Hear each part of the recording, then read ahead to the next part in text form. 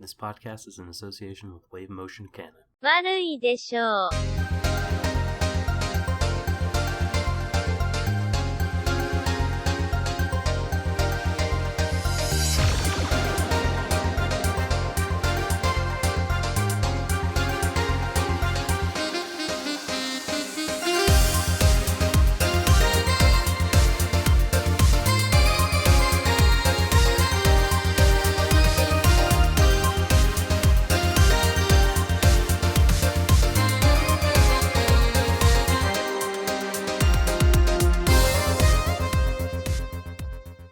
Hey everyone, this is Subtle Doctor, and you're listening to Warui Deshou podcast. This is not the typical format or episode of Warui Deshou, as I'm joined by no one. I'm just flying solo today. If you'd like to listen to what the show is normally like, a more silly, boisterous, meandering sort of affair, you can check out the Warui Deshou podcast on iTunes, on YouTube. You search for Warui Deshou or the Subtle Doctor. We're on Google Play also, and on Stitcher. And you can find streams of all our podcasts at waruideshou.wordpress.com and on wavemotioncanon.com as well. But today I'm going to be, as I said, bringing something a little bit different.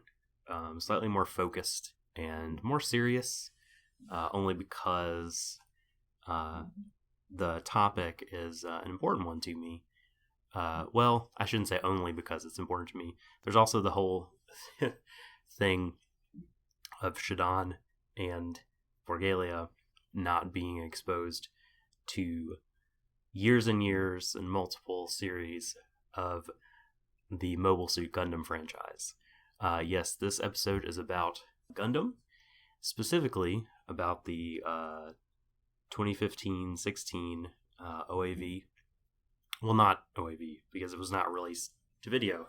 It's an original net animation called Gundam Thunderbolt. And just to get my bona fides out of the way, so Gundam people won't get mad at me, because who am I? I've never talked about Gundam.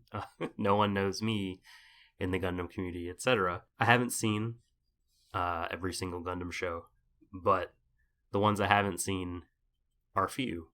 The ones I have seen greatly outnumber the ones I have not seen. This is just it's not that I'm such a cool guy Gundam fan, it's to put out there that I am familiar with the show, with the franchise, and its kind of overall tone. What prompted me to do this podcast, I feel like it's been coming for a long time, in a way, but last night I listened to my Wave Motion Canon colleague, Josh Dunham. His Senpai Coast to Coast podcast has an episode about Gundam Thunderbolt. It has some interesting things to say. It's definitely worth listening to. He makes some arguments that are worth thinking about, but I profoundly disagree with his take on the show, and I think with many people's.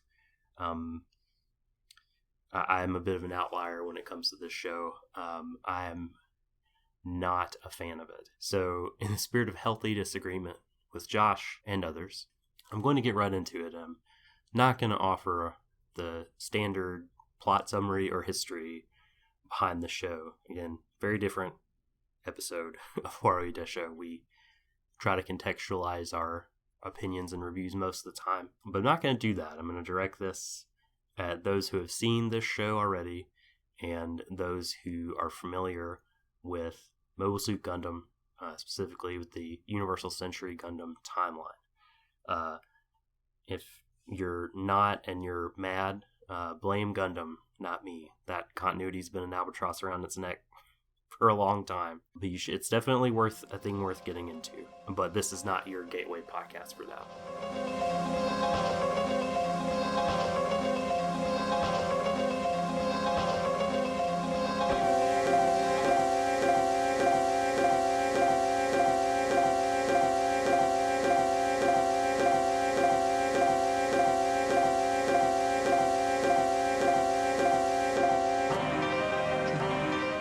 Gundam Thunderbolt is a story about the horrors of war, like many UC Gundam stories are. And in this, I think it does quite well for itself at showing the horrible nature of warfare and horrible consequences for human beings caught in it.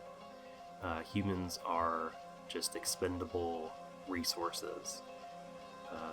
In the third episode, there's that just stomach-turning scene when the Federation gets a ship full of reinforcements. E.O. Fleming, the main character, the ace pilot of the Federation, is glad until he sees that it is a bunch of young children that have been sent as just disposable resources. It's just warm bodies to pilot the robots. War crushes the souls of characters like, Dr. Carla, lose their humanity entirely and become mere husks of themselves.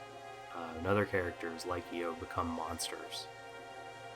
There's propaganda for the motherland, and it's transparently propaganda. And Thunderbolt shows that these kind of patriotic messages are hollow. But it also exposes the more personal reasons for fighting that protagonists in war stories often have. It exposes them as false and inadequate also. It's all a bunch of flimsiness that burns away in the end. But in the end, they're not saved. War, as depicted in Thunderbolt, also perversely gives human beings the chance to exercise latent talents and gifts. Or in the case of Daryl, the other main character, the sniper for the Zeon Force. In his case, war gives him a chance to exercise lost limbs. At the beginning of the story, he has lost both of his legs, and during the course of it, he loses both his arms, being jacked in, as it were, to the Psycho Zaku through sort of ports that are put where his limbs were, and having that suit run, it's in his mind he can immediately recall running on his human legs. And so he's given this gift, but for the most horrible reason. He's given it so that he can risk his life for people he doesn't even know, for ideals that aren't going to save him, and so that he can kill other people with families, with sons, daughters, with mothers and fathers. In this way, Gundam Thunderbolt is great, shining the light of truth on warfare and not glorifying. But the main problem that I have with this show is that thematically this is where it stops.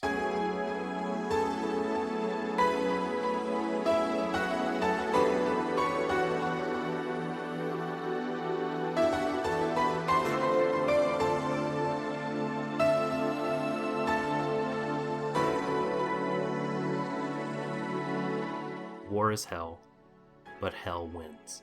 I think that Thunderbolt is no less than a betrayal of the Gundam ethos, because it's an incomplete exposition of that ethos.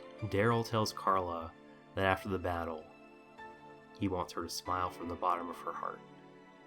He tells her this right before he goes out into the big climactic battle in the last episode. But after the battle, Carla's had to make such choices that her humanity is snuffed out entirely, and she can only laugh. She can only laugh holding this vacant expression.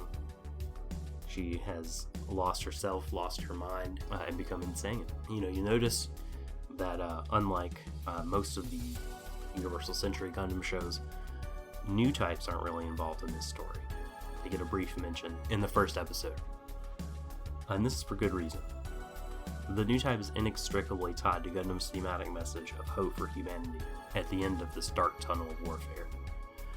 In Gundam, mankind is warring against itself because it is evolving, as if the species was sort of a single organism, right? And there's this internal struggle. New types represent this hope that humanity is going to better itself.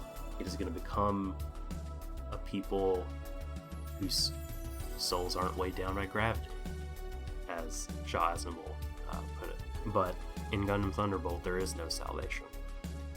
There's no hope. Daryl says that meeting Carla was his miracle. This is what he claims to realize, but neither of those is saved. Neither Carla nor Daryl. Only the war economy marches onward unscathed. At the very end, in the final scene, Federation pilot E.O. Fleming, the Gundam's pilot, has been captured, and Daryl comes in to face his fallen adversary. And his comments to Daryl at the end of the show basically act as a foil for Shah Aznavour's speech at Dakar, delivered in Zeta Gundam. It's a very famous speech in the history of Gundam.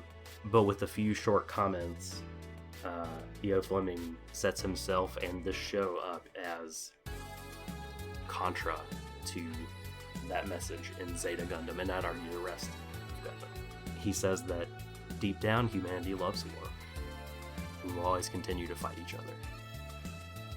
Daryl has no answer for this. The show has no answer for this, because that is its answer. Daryl's eyes widen as he hears E.O.'s comments, because the character is realizing that it's true, or that he believes it to be true.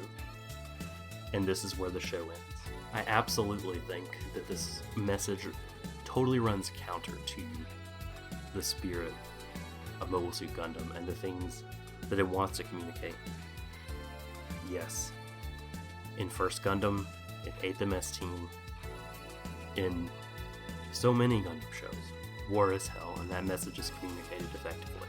But it is not the most true reflection of humanity. It's not said to be the inevitable end point for humanity, or an inevitable cycle.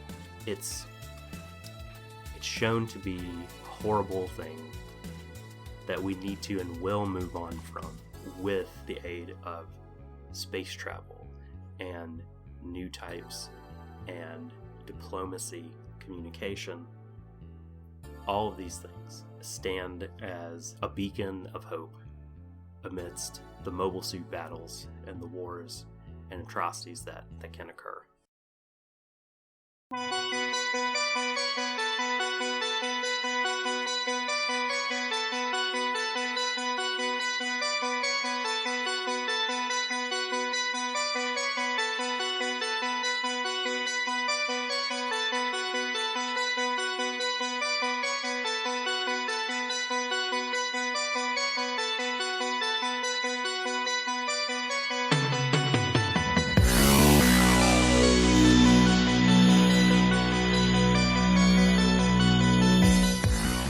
So I do think the show looks phenomenal, right? As a piece of animation, it's beyond reproach. But it's this very idea, right, that leads me to some more healthy disagreement. But not with Josh Dunham, but with a former Wave Motion Canon writer, the self-styled internet maverick and Sakuga guy, Tamerlane, who I consider a friend. But I'm going to be disagreeing with my friend in a very deep way that I'm going to now read from his piece, published on Wave Motion Canon in the spring of this year, 2016. The piece is called At Least It's an Ethos. And this is from one of its final paragraphs. I believe the main reason why Sakuga love has spread so rapidly is because it offers something sturdy and concrete in a field where nothing of the sort exists. Up to this point, the vast majority of writing about anime on blogs and elsewhere has been tediously subjective, personal, and diaristic. There's nothing inherently wrong with that, but it's a terrible fit for close analysis. Unmoored by formal or historical consideration, quote, anime criticism, unquote, as it exists, often loses track of what it's supposed to be analyzing. The show in question becoming a sort of Rorschach blot for whatever philosophical theory the author is interested in at the moment. In my mind, the biggest contribution of the Sakuga community is not simply helping animators get their due, but grounding the conversation around anime in empirical fact. By focusing on what is strictly objective, you're able to make insights that transcend your own experience and speak to something essential about the work itself. Until someone can come up with a better alternative, Sakuga is here to stay. Okay, so this is much larger than Gundam Thunderbolt, and there are a lot of issues here.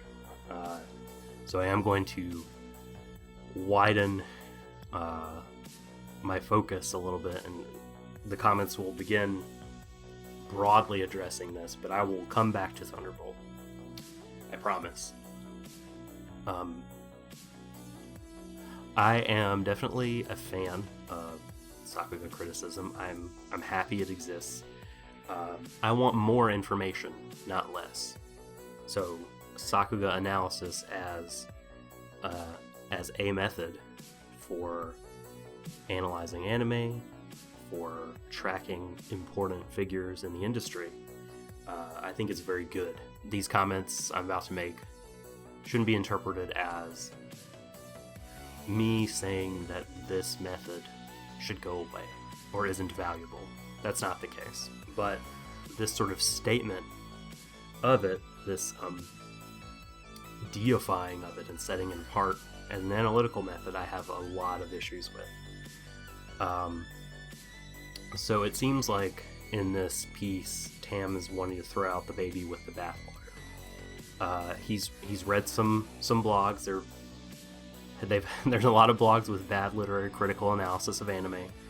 It's very easy to apply that sort of analysis to shows in a vacuum. Gonna hold my hand up here and say I've done that for sure, but to then conclude that sort of analysis it doesn't have a place, or it's not useful, which seems to be what Tam is getting at, or is just totally inferior and not on the same level as empirical analysis of work, I think is a logical mistake. Tam is privileging empirical analysis over historical and literary critical analysis here, but empiricism itself, right, as a philosophical position, doesn't have a sound theoretical basis. There is a pragmatic foundation that it has, but not a theoretical one.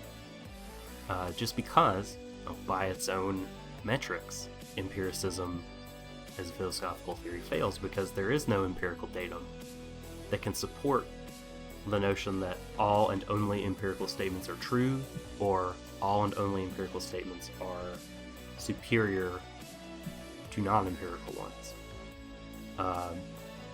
That conclusion, that belief, is imposed upon the data by human beings with thoughts and feelings and observations that are theory-laden, as all observations are. Thoughts and feelings, of course, being non-empirical items. But I want to focus on the theory-laden observation part of my statement now and track that back to Tam's claim about objectivity, that sort of a narrow Sakuga-based analysis focuses on what's strictly objective, and through that you're able to make insights that transcend your own experience.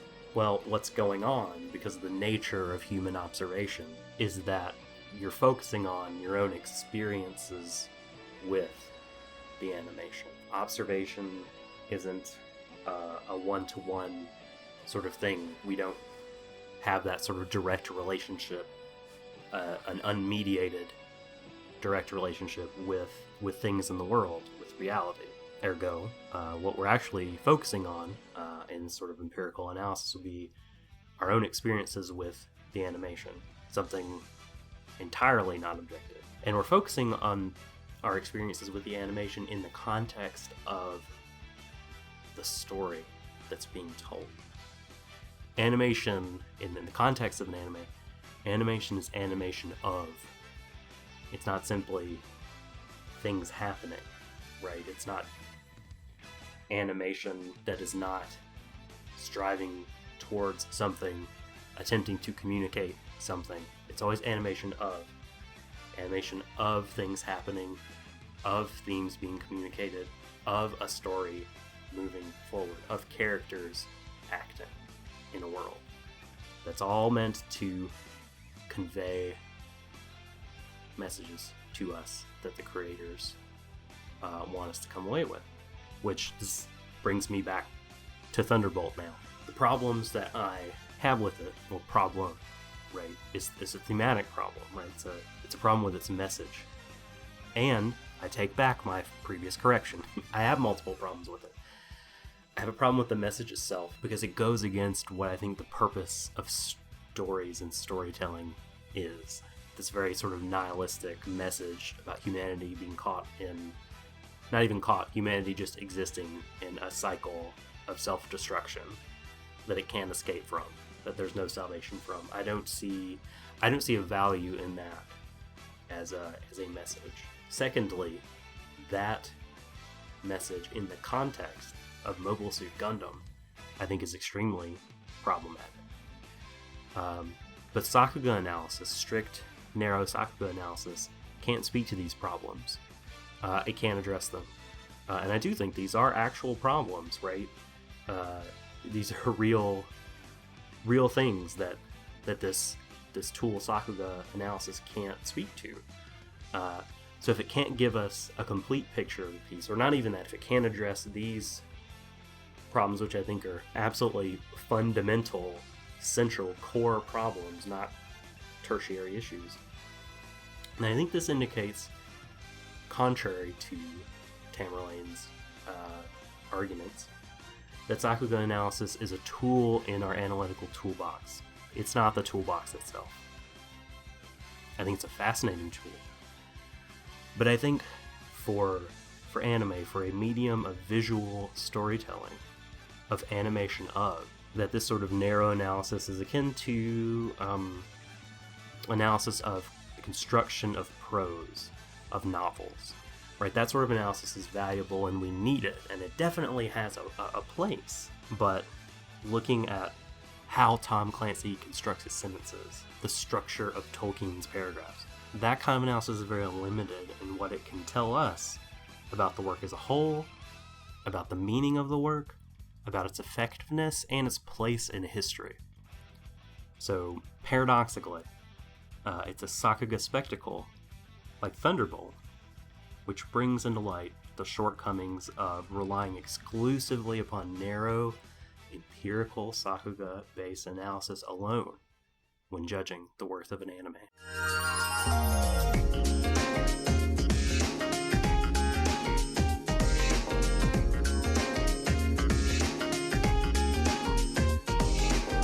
That's our show. Thank you for sitting with me and tolerating this solo episode of Warui Deshou. If you'd like to talk about Gundam Thunderbolt or any other anime, you can find me on Twitter at The Subtle Doctor. If you want to talk to everyone in the pod, you can hit up their personal Twitters at Forgalia and at Shutdown1010. The show itself has a Twitter account. We're always taking questions, feedback. That's become our primary channel for interacting with fans. For you guys submitting opening questions to shows, which we're taking, answering polls, and giving general feedback. But we certainly still have an email address, Warui, W-A-R-U-I, Deshou, D-E-S-H-O-U, all one word, at gmail.com for long-form communication. And we read all emails and tweets and try to relay as much of them as we can on the show and respond to as much of them as we can on the show. Certainly we'll respond on the forums that you message us in, even if we don't get to address your concerns on the show. You can also find my work on Wave Motion Canon and on the Fandom Post. Thank you for listening, and until next time, this is the Subtle Doctor saying, let's embrace each other, everyone, to the ends of the universe. またね。